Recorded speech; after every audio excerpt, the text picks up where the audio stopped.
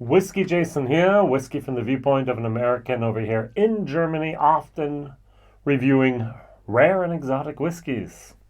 Today I have the Glencadam 17-year-old, Reserva PX, Pedro Ximénez Sherry quarter cask finish. We have quarter cask Pedro Ximénez sherry. Didn't know about that. Highland single malt Scotch whiskey. The distillery was established 1825, so next year, 2025, they will celebrate their 200th anniversary, open up a gift shop or a visitor center as well, and this is a limited 2006 edition here. Non-chilled filtered, natural color. Whiskybase 245881. Now, let's just observe the darkness of this bottle. You can't even see anything through this, can you? I can't. It's almost like grape juice. That word is going to follow me through most of this review. Grape juice. Alright, so we have 4,188 bottles. We have a recommended retail price in Germany of 179 euros. So, I'm sorry, 169 euros, my mistake. And I have here bottle 3,366 of the 4,188. And the 46% I think is a little bit disappointing for me, especially since I'm paying 170 euros for a bottle here. All right, talking about disappointing prices, this is the 15-year-old. This was the 120 euros for the 15-year-old. Remember, for about 65 euros, I can get the normal 15-year-old from Glencadam, and I have to pay almost double the price here for the Madeira cask finished. I just Googled real quick, Glencadam 17-year-old. In the Netherlands, on a website here for D2, Drank Dozien, I can get the Glencadam 17-year-old 2004 port cask finish for 100 euros. Used to be 112, now it's 100. 170 euros basically is a lot of money to pay for a whiskey that is with this specs. All right, so the color you can notice here, dark, dark, dark, natural, nice, very, very good. Now on the nose, I'm going to use the word there, I thought I knew what Pedro Ximénez smells like. I've had a few bottles of Pedro Ximénez sherry myself. I have had dozens, if not hundreds, of whiskeys in my life. I've had over 5,000 whiskeys, all right? I've had dozens, if not hundreds, of whiskeys with a Pedro Ximénez finish. I have a saying in German that people have now started repeating. PX makes everything better. It's really one of the things I believe. Pedro Ximénez PX makes everything better. If I have a crappy cask, just put in Pedro Ximénez. It will make it better. If I have something that's just weak and just not what it should be, put it for half a year in a Pedro Ximénez cask. It makes it better. Most people love a Pedro Ximénez syrupy, sweet, overpowering moment. This is different. This is not the Pedro Ximénez I know. All right, so we have in the sherry industry, we have 3 different types of grapes that can be used. So we have our Muscatel, yummy, yummy. We have our Pedro Ximénez. Those two do not necessarily have to be made in that triangle around Jerez to be called sherry. And we have the Palomino grape. 90% of all sherry is made from the Palomino grape. This is made from the Pedro Ximénez, the PX grape. And so it's a different type of sherry. It's usually so thick and syrupy and sticky and just good. Think of a molasses, and instead of made from sugar cane, or over here in Germany, sugar beet, think of a molasses made from grapes. That's Pedro Ximénez, okay? It's that thick, syrupy goodness that Mother Nature can give us. So I still know people that have a bottle of Pedro Ximénez in their home almost always, because whenever they eat ice cream, they pour it out and pour it over. They just what we do with Hershey syrup, chocolate syrup, they do with Pedro Ximénez. All right, that's what the thing they grew up with, and that was fabulous. On the nose, this is different. This is grape juice. There's a faint hint of a little bit of a tartness going on in here. There's like a cranberry there. There's a little bit of wood. There's a lot of sweetness. But it's a grapefruit. It's not a grapefruit. It's a grape juice sweetness. And not the Pedro Ximénez sweet, syrupy, succulent stickiness that I love and enjoy. All right. So they have some tasting notes here. I think Glencadam writes some of the best tasting notes in the industry. Indulgent aromas of sticky toffee pudding. That's what I expected. I didn't get.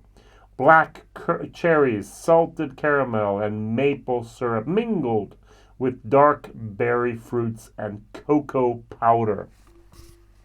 I would buy the whiskey for that description. All right. I would not buy the whiskey for what I get on the nose. All right, the Madeira, get a little bit of the acidity and then that nice Madeira sweetness. Let's try it. Both of these 46%, 120, 170 euros. Basically, I have 300 euros on this table with these two bottles. 10 years ago, it would have been 80.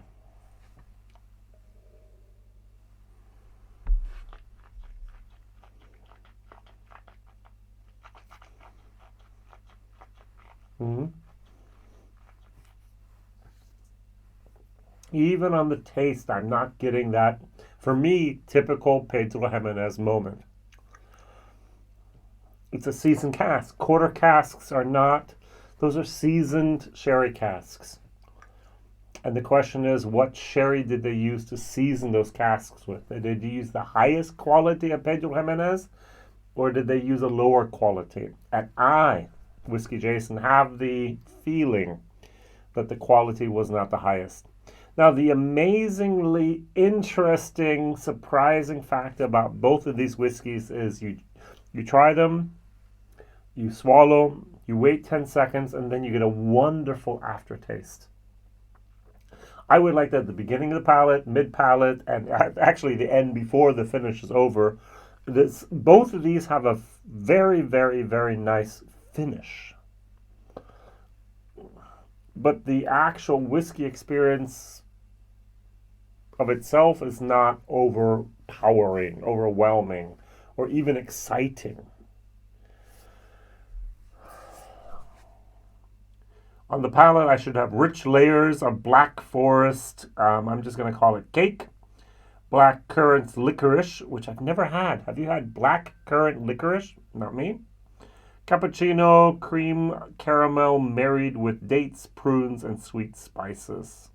The finish should be the chocolate cherry liqueur. The frangipani tarts and golden raisins, fading into espresso coffee and cozy cake spices. Please tell me someone else who does such fantastic tasting notes as Glencadam. Love them for that. All right, I'm going to give this a C. If I didn't know what it was, I might have given actually a C+. I have a certain expectation, and if I just taste it blind,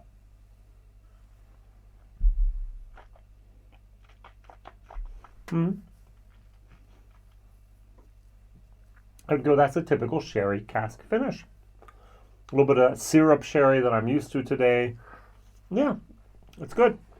But no, Jason, it's Pedro Ximénez. It's like, no, it's not. All right, I know what Pedro Ximénez should taste like, and this doesn't taste like it for me. So C to C minus for the price. I'm sorry, for the taste. For the value for money, we're going to go down to a D minus as well. Would I buy another bottle of this? Never, ever. Not for the price of 170 euros. Would I buy another bottle of this for 120? No, neither would I buy that. Is it an okay whiskey? Definitely. This is for me a 60 euro bottle best. This is an 80 euro bottle best. Do I maybe live with my imagination of the price policies still in the year 2015? Not perfect, but maybe in the year 2020. All right, and so things have changed. I just don't. I'm not getting on the bandwagon for this. I bought the bottles directly from the importer in Germany. I had a little bit of margin, did a bottle share. That's why I do these things. I can review the whiskeys myself, give my own personal opinion, get rid of the rest of the bottle by having other people buying these samples from me, the 5 and the 10 CL, and then go on to the next bottle. Otherwise, I would not have. But that did interest me, and I was like, that color is so dark. It's just disturbingly dark. It must have been a very, very wet cask. All right. I was a little harsh in my German video with the Madeira. Every single time I try it, I get a hotness, I get a bitterness from the wood, and then at the end, I get a very, very nice Madeira finish.